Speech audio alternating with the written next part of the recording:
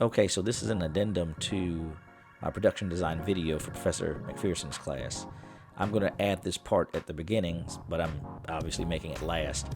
And I'm just going to let this play into the rest of the video that I've already done. I wanted to add the open air grocery store marketplace part. Professor McPherson discussed some things with me yesterday that really made me think I wanted to put this part in as another section.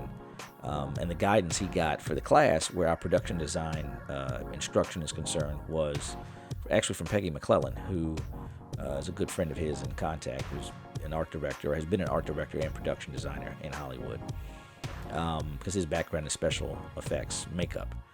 So getting into the marketplace element, there's the color green is seen there, whereas in the rest of the video, as you listen on, I mentioned that it would be green neon lights that I would add later, but the most important thing is that the colors are present, and there is green, like green apples and green I think peppers are some of the things I put in the marketplace when I was working on the images. Other things were oranges, there were some lemons.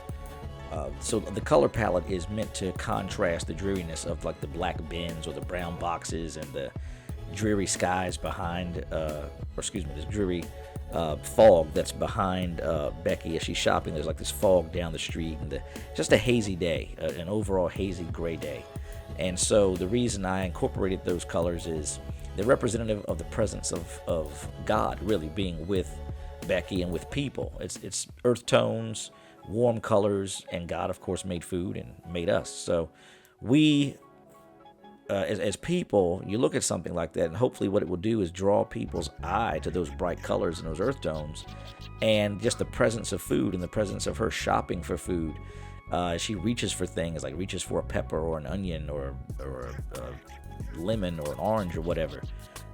That's supposed to be like her reaching for God, or God being accessible to her as she gets this food in the marketplace, as opposed to the dreariness and the fog and the gray tones that are around her that just aren't quite as bright, and obviously can indicate any number of things, really. That it can indicate, especially with a foggy, misty element, it can indicate confusion.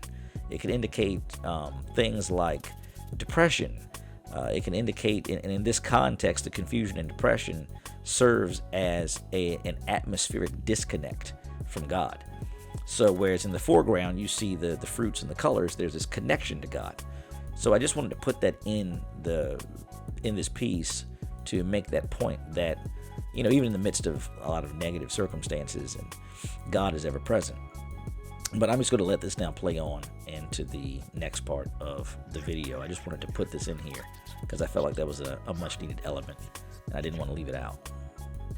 Okay, let's get into it. This is a production design video, really for my production design class. I'll be uploading it to my Urban Myths channel, but this is really for Professor Alistair McPherson, his production design class. And this is the elements of the production design you'll see in this video are for my upcoming thesis pilot, an animated pilot, largely using AI tools, and it's called All the Jobs Are Gone. Not going to get into the whole story of the world. I've got another video that maybe I'll link to this one, or link them together somehow on YouTube, and that'll explain that. So just getting into the actual design elements of the world, I've broken them up, at least thus far as it relates to my script. I've broken them up into 4 different parts. And the first is the overall city, which is dark. There's colors of, like everything's neon since it's a cyberpunk world. I thought that was the easiest and most effective way to go. So there's like blue, purple, red, and then there's some yellow or golden kind of color. And that's to create the impression that there are competing forces in this city. It's a very evil place, but the presence of God is not devoid, or the city is not devoid of his presence. So the yellow here, depending on what I'm trying to indicate, it could indicate fear, but it could also indicate hope. It could indicate joy. And so that's why I wanted to put that. It was important to put those competing kind of color elements together. The second part would be the neighborhood, right? Looking at the neighborhood overall, which the lead protagonist, Becky, lives in. And so I decided to use, again, using some of the same neon colors.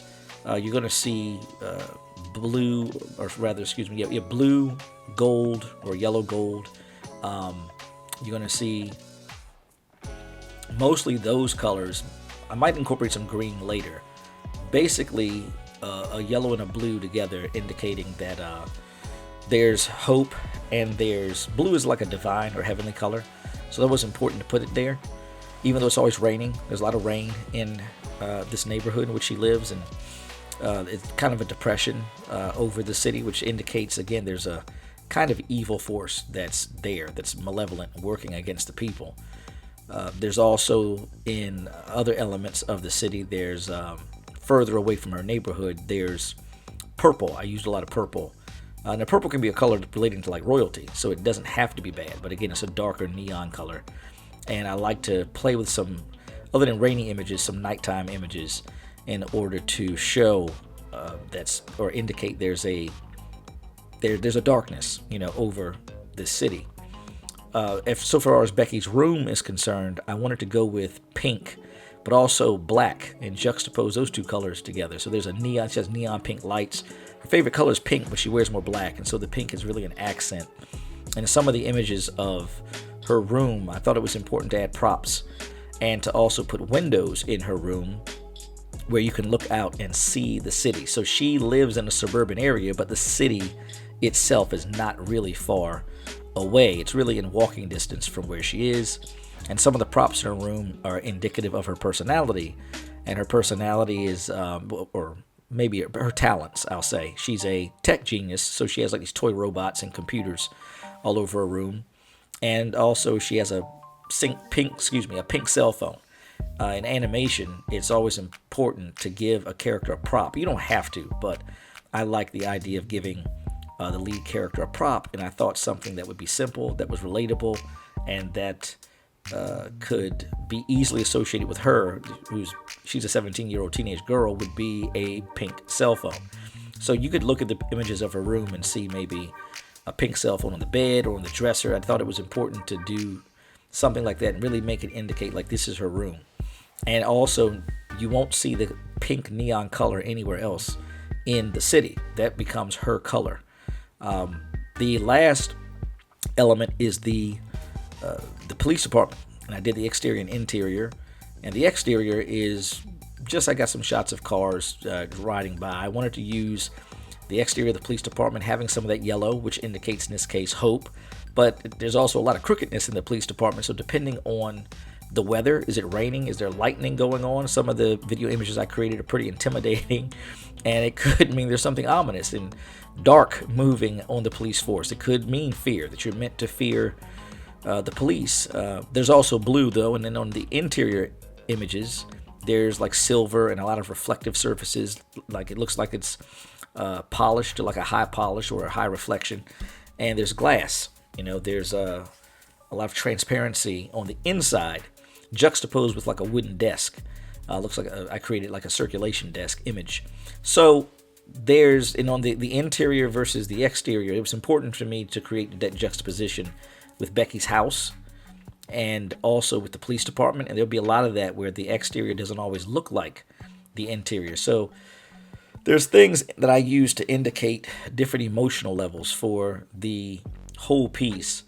And hopefully by the time this is over, I get some good feedback from you, Professor McPherson. Thank you very much for all your patience and your good instruction this semester.